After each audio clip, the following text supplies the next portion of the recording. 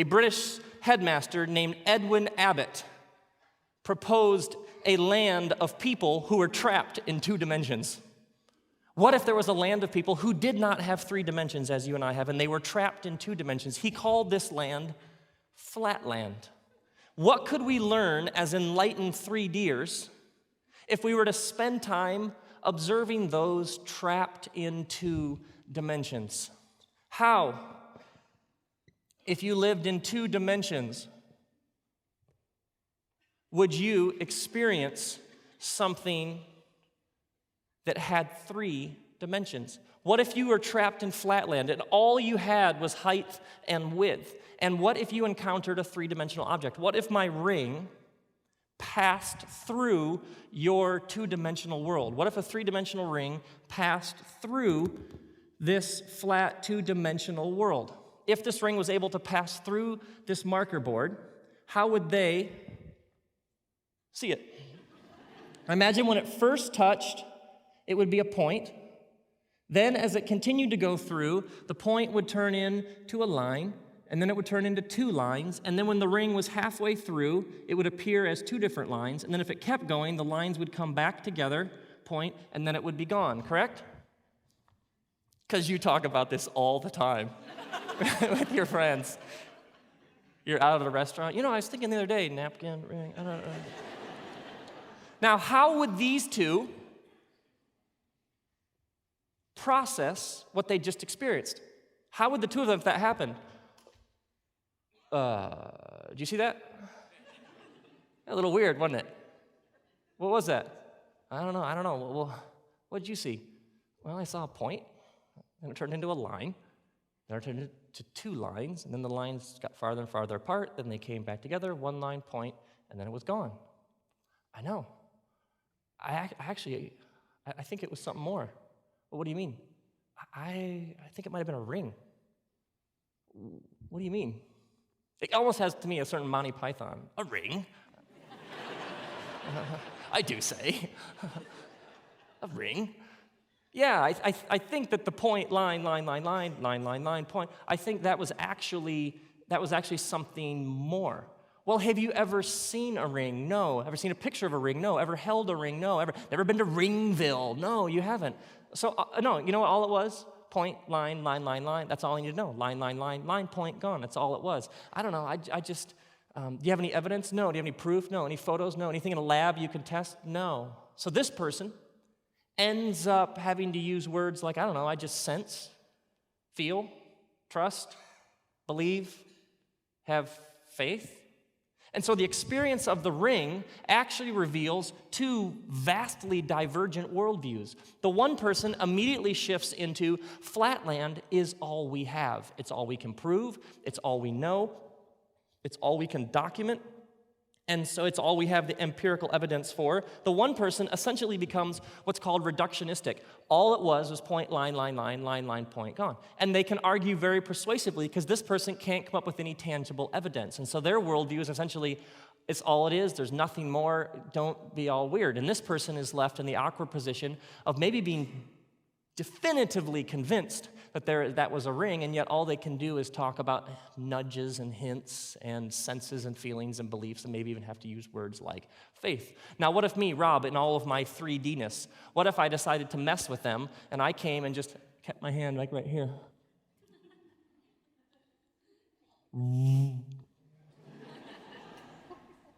And what if the one said, you feeling anything weird? No. I don't know, man. I think Rob is near. I just feel the overwhelming presence of Rob.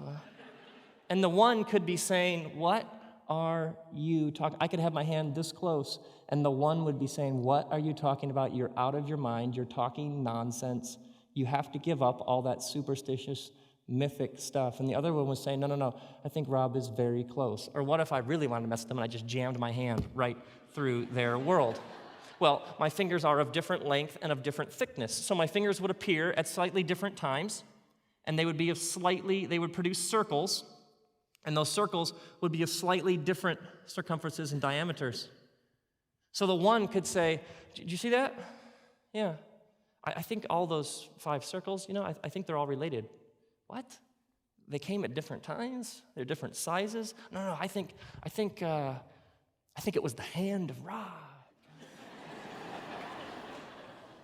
And once again, the person with the reductionist viewpoint is they came at different times, they're of different sizes. You have to give up this mythic, superstitious nonsense. All you have is a couple rings, circles that don't have any relation to each other. And the other one sounds like they've completely lost their mind, but in fact, they are dead on right.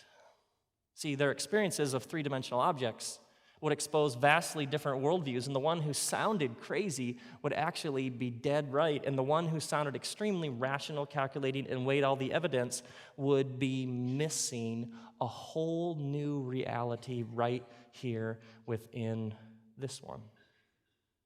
Now, in flatland, you also run a risk because there are boundaries in flatland.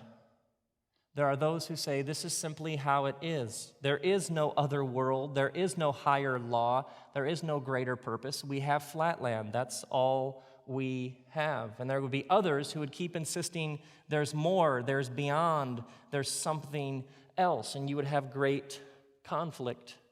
The story of human history is the story of enlightened souls again and again who simply insisted this isn't all there is.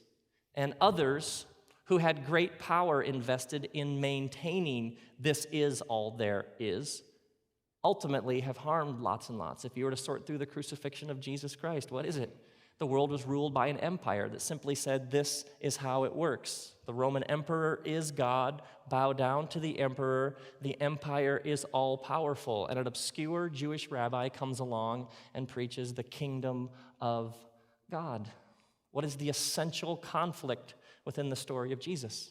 Somebody who simply looks at the power brokers of flatland and says, there's more. There's more. Now, you and I are trapped in time. We cannot go to the right in time. We cannot go to the left in time. We cannot go up in time or down in time. You and I are trapped in what's called linear forward time. We can only go forward. We cannot go back in time. And so, you're born, you pay taxes, you watch your country's World Cup team lose, you die. Now, you and I cannot go, we can only go forward in time, left, right, up, down, forward. We cannot go back in time. Time is one dimension, and yet we can't go back, and so essentially we lose the back. Time, you and I are trapped in a half dimension of time.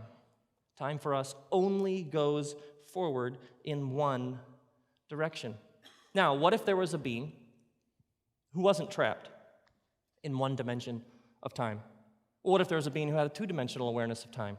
What if there was a being who had a 3-dimensional awareness of time? Well, you and I have a 3-dimensional awareness of space, so what if there was a being who had an awareness of space and time the way that you and I are aware of space? What if there was a being who looked at this marker? Let's have this marker represent your life and my life. Born, pay taxes, die. Now here's your life, here's my life. What if there was a being who had a 3-dimensional awareness of time? Could they, in looking at our life, do this? Could they do this? Could they do this? Would they say, oh, I have no idea what she's going to do next? No, they'd probably just say, yep. They wouldn't be confined in any of the ways you and I are being confined with.